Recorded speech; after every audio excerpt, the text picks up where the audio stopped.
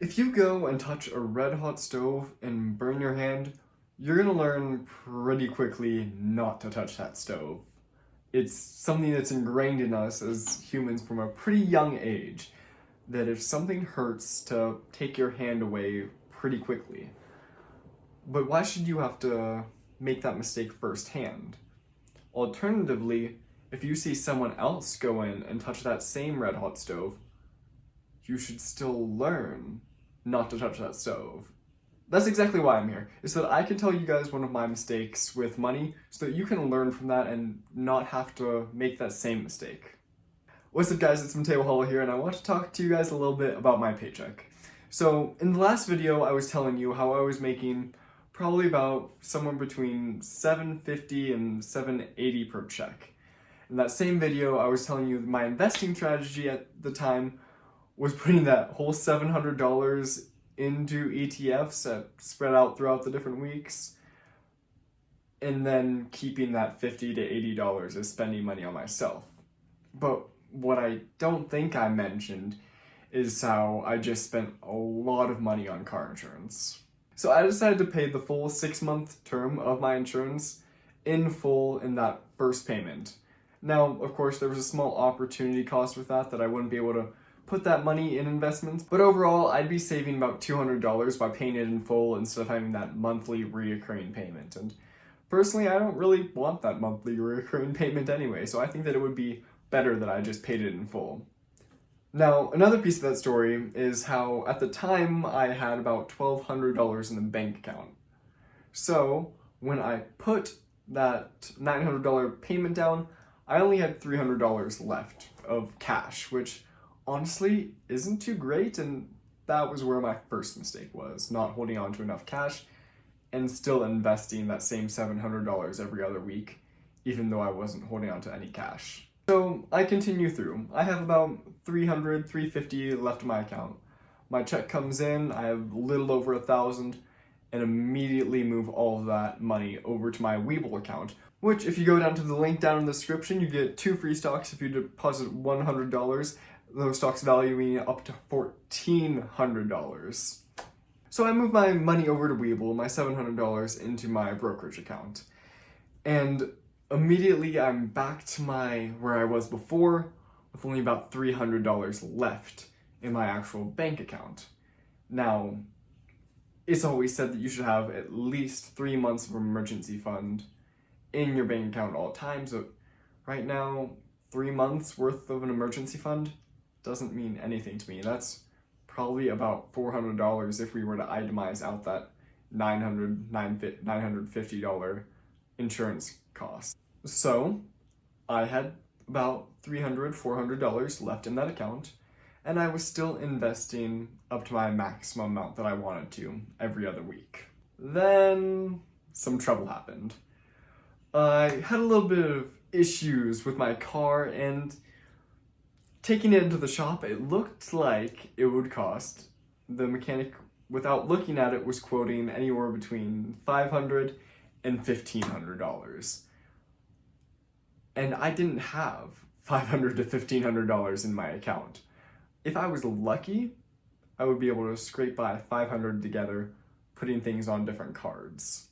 Not to mention the fact that I would have to call a tow in order to get my car over to the shop, which would be another $100, $150. So that is bare minimum $650 that I'm out of pocket. And I only have about $400 in the bank at this time. If I were to max out both my credit cards, which would be a terrible idea, that would get me up to $700. And I would not do that unless that's an absolute last resort. So I'm thinking to myself, wow, I'm in trouble right now. I just moved all of my money over, and if this is really bad, I'm gonna have to liquidate something if I want to have my car anytime soon. I mean, looking at my brokerage account, I have over $3,000 in there. But even though I'm in the green right now, I don't know if I want to take it out. Because if I do take out and then the market goes up more, that's an opportunity cost that I'm missing out on. So here comes the predicament. If I were to have just held on to that first check that I got, I would have $1,000 in my savings account, and I would have missed 2 weeks worth of investing. I was very set on getting that New Year's resolution of $12,000 in the brokerage account that I was kind of blindsided by more important financial decisions like having that emergency fund ready. At bare minimum, I really should have kept at least $1,000 in that account at all times because you never know when something like that is going to happen. I obviously didn't, because if I did, I would have kept money in there. That leads me into the importance of an emergency fund. There's so much that people can say that you need one or that you should always keep it at your 3 months, 6 months, maybe even a year's worth of expenses.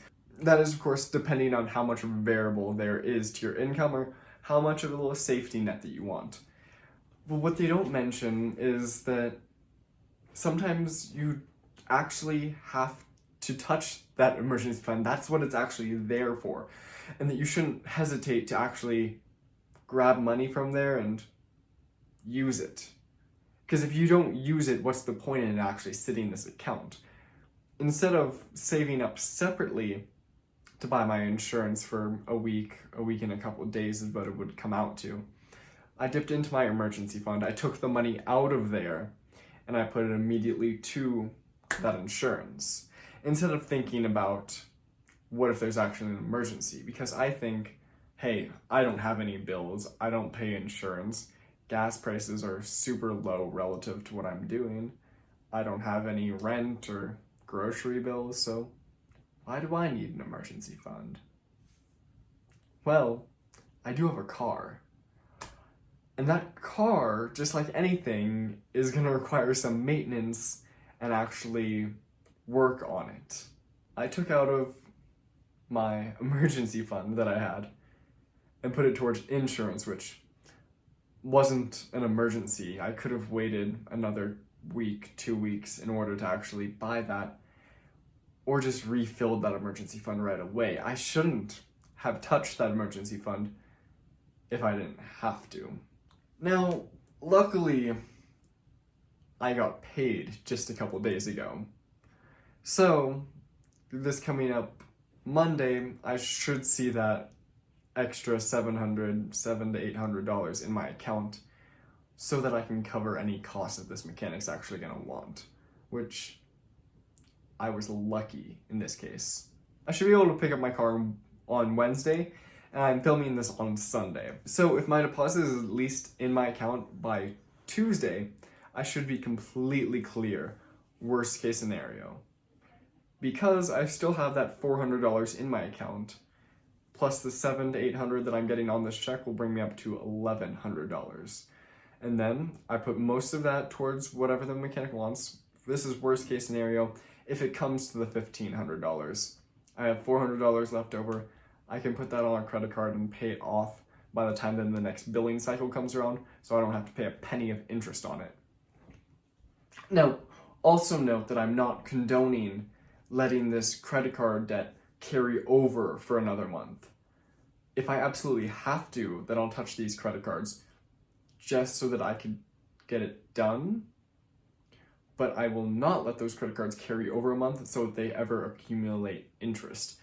I will say this 1,000 times that you should never carry a balance on your credit cards because that's just going to be hurting you. I know that there's a lot of myths out there saying how if you do carry a balance, then you're going to be getting a slightly higher credit score, but that doesn't play into it at all. It's really your utilization rate, which is what they're looking at, and if you're paying off your card on time, but that's for another video. So I want to bring this out as a little cautionary tale to you guys of how to really use your emergency fund and not to treat it so lightly like I did. I know that everyone has to pay their stupid tax at one point. That's one of Dave Ramsey's favorite sayings, is that you pay your stupid tax, and if you can pay your stupid tax on something cheap, that's awesome. If I had to pay the stupid tax on a $30,000 car as opposed to my $20,000 car, that would have hurt a lot more. So I got lucky. I'll say that time and time again. I got lucky in this circumstance, but Hopefully, you guys won't have to. After watching this video, you'll know that you're not supposed to touch your emergency fund if it's not an emergency. Seems like common sense, but that's why we're doing this, right? I made this YouTube channel so that we could go on this financial journey together. I could share my information that I know with you guys and help build a community of really helping each other. I don't claim to be an expert on any of this stuff, but I think that together we could create a community that is a lot smarter, helping each other out, and building a stronger financial education for the everyday person. Thank you so much for watching. Remember to leave a like, subscribe, comment something down below that you might have learned, or any questions that you have for me. Maybe we could have an actual dialogue in the comments, or if you're lucky, I'll make an actual video on it. Again, remember to check out Webull and Robinhood, link down below. You can get 2 free stocks with Webull and 1 free stock with Robinhood just by making an account and depositing $100 on Webull. I'll see you guys next time, and we can continue our financial journey.